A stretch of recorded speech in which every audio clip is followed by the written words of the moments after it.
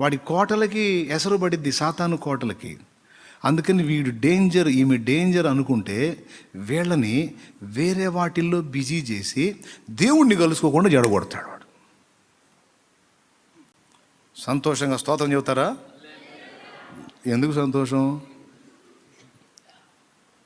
ఈ సంగతులు దేవుడు చెప్తున్నందుకు.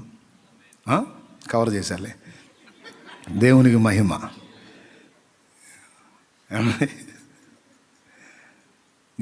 విచిత్రమైన ఫోన్లు. కొంతమంది అన్నలైతే, కొంతమంది అన్నలు, కొంతమంది అక్కలు, వాళ్ళ ప్రేమ ఎంత ప్రేమ అంటే 2 కార్డులు అంత ప్రేమ నా మీద. 2 కార్డులు అంటే అర్థం కాలేదా? అప్పుడు బ్యాలెన్సు ఒక కార్డు వేసుకుంటారు కదా. నా దగ్గర రిలయన్స్ ఫోన్ ఉండేది, అది సెకండ్ హ్యాండ్ ఫోన్. ఒక ఆయన ప్రేమతో గిఫ్ట్ ఇచ్చాడు నాకు. అది కాసేపు చెవులో పెట్టుకొని మాట్లాడితే అచ్చట ఆవిరి కొడుతుంటుంది చెవులోకి. ఒక కార్డు అయిపోయిన దాకా ఈ చెవులో పెట్టి మాట్లాడతా, చెవు లోపలికి ఒత్తితేగా వినపడదు అది. దేవుని స్తోత్రం. ఆ రేడియేషన్ వచ్చి ఆ చెవులోకి వెళ్ళి గోబ గుయ్యి అంటుంటుంది. అక్క వగ దిగిద్దా, అన్న వగ దిగుతాడా? చెప్పిందే చెప్పి, అడు తిప్పి చెప్పి, ఇటు తిప్పి చెప్పి, అట్ట చెప్పి, ఇట్ట చెప్పి నేను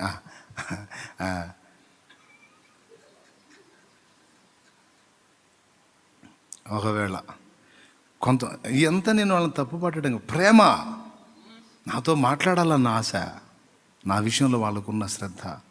కానీ ఇక్కడ వీడు ఏమైపోతున్నాడు అనవసరం. నేను తట్టుకోలేకపోతున్నాను, అర్థం చేసుకోలేకపోయాను. అట్లా ఫోన్ అయితే ఫోన్.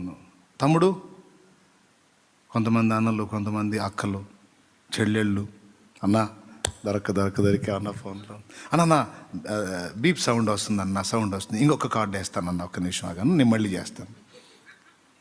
పెట్టేసి మళ్ళీ కార్డు వేసి మళ్ళీ మొదలుపెట్టి అన్నయ్య తట్టడే అని మొదలుపెట్టి ఇక ఈ చెవులో సెగ, ఈ 2 చెవుల్లో సెగ వచ్చి పొగ ఒకటే తక్కువ. పొగ పాపం, పొగ ఎదురున్న మావిడికి వస్తుంటుంది ఆవేశంతో. ఏమన్నా అయిద్ది మీకని సేవమ్మాయి, బిడ్డలమ్మాయి, ఆత్మలు, వాళ్ళ ఆవేదన. ఏం ఆత్మలయా? సమస్య ఉంటే 2 ముక్కలు చెప్పాలా, అవసరమైతే ప్రార్థన చేయించుకోవాలా, ఏదన్నా కాస్త ఏదైనా ఎంకరేజ్ చేయాలనిపిస్తే ఫోన్ చేసి 2 ముక్కలు ప్రోత్సహించాలి, వదిలేయాలా. ఈ చెవి వేడెక్కిందాక మాట్లాడుతుంటివి, నీ ఫీలింగ్లన్నీ చూసి మేము గొల్లవుతున్నాను. పాపం వాళ్ళు అందరూ గందరగోళమే. ఇప్పుడు ఏం చేయాలి? అప్పుడు నేనేం చేసిన రకరకాల కేసులు అన్నమాట. ఒకసారి ఒక సోదరి ఫోన్ చేసింది మధ్యరాత్రి. ఈ బాధ తట్టుకోలేక మన్నయ్య దగ్గర పెట్టా ఫోన్. మధ్యరాత్రి ఫోన్ చేసి అర్జెంటుగా శాలేమన్నని రమ్మన్నాడు. మన్నయ్యని శాలేమన్నే అనుకున్నాడు. అనుకొని, శాలేమన్న ఎంత డబ్బులు ఖర్చున్న పర్లేదు, అర్జెంటుగా నువ్వు రా. ఎక్కడికి? దగ్గర వాళ్ళు 100 కిలోమీటర్ల దూరంలో ఉంది. కారు పెట్టుకుండా నేను కారుకు డబ్బులు ఇస్తా. ఎందుకమ్మా? రెడ్ హ్యాండెడ్గా పట్టిస్తా మా ఆయన్ని అంట. ఎవరికి? నాకు.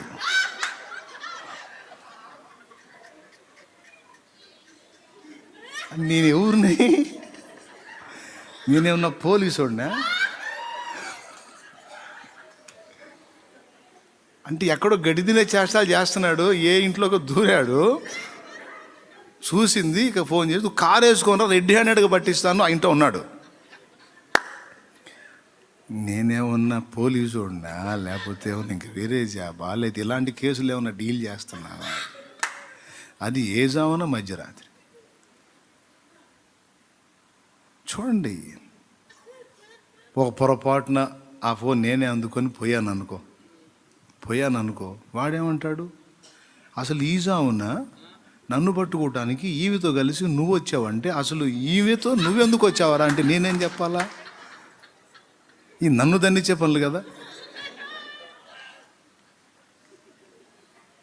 దేవునికి స్తోత్రం కలుగునుగాక. హలో,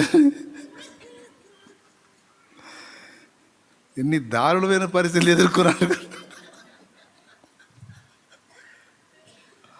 చిత్ర విచిత్రం ఉన్నాయి చెబితే ఇప్పుడు వాళ్ళు అల్లాడిపోతారు. చెప్పలే, చాలా విషయాలు దాచిపెట్టుకున్నా, ఏం చేస్తావు బాధలు.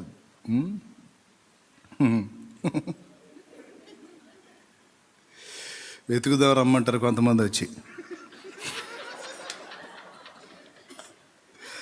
ఆ దరిద్రుడు ఏడున్నాడు, వెతుకుదాం రానియా అనియో, రానియా నువ్వేనానియా, నాకు ఇంకెవరున్నారా అనియా. వాడు ఎక్కడ ఏ గడ్డి తింటున్నాడు, నేను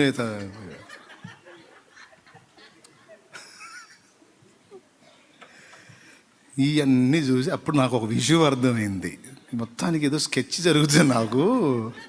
నన్ను ఖాళీగా ఉండనియకుండా మనుషులు ఇట్లలాగి దేవునితో నేను కలుసుకునే సమయాన్ని అంతా పాడు చేసి, నేను దేవునితో కలుసుకొని ఆయనలో నేను ఐక్యం చెందడానికి, ఆయన కృప పొందడానికి, ఆయన ప్రభావం పొందుకోవడానికి అవసరమైన ఆ ఫీల్ ఏదైతే ఉందో, ఆ ఉత్తేజం లేకపోతే ఆ ఉత్సాహం ఏదైతే ఉందో, దాన్ని మొత్తాన్ని దెబ్బ కొట్టడానికి వీడి మొత్తాన్ని అన్ని వైపుల నుంచి రేపుతున్నాడు. వాళ్ళు అలా రేపబడుతున్నారన్న సంగతి కూడా వాళ్ళకి తెలియదు.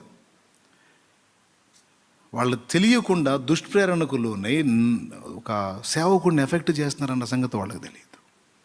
ఒక సేవకుని టైం ఎంత విలువైంది. ఫస్ట్ దేవుడు విశ్వాసుల్ని సేవకురాలకి కనెక్ట్ చేస్తాడు. ఎందుకో తెలుసా?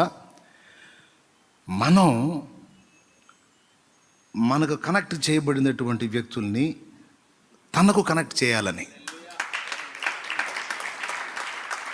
ఆయనకు లింక్ చేయాలని. కొంతమందికి ఈ విషయంలో గ్రహింపు లేక విశ్వాసులందరినీ వారికే కనెక్ట్ చేసుకొని ఈ అన్ని కనెక్షన్ల నుంచి ఫోర్స్ తగులుతుంటే ఏనుగులాగా ఉన్నోళ్ళు పీనుగులాగా అయిపోతున్నారు ఆత్మీయ జీవితంలో. మనం తట్టుకోలేం. మొదటి విశ్వాస దగ్గర నుండి చివరి విశ్వాస వరకు మొత్తాన్ని దేవునికి ఐక్యపరచాలి.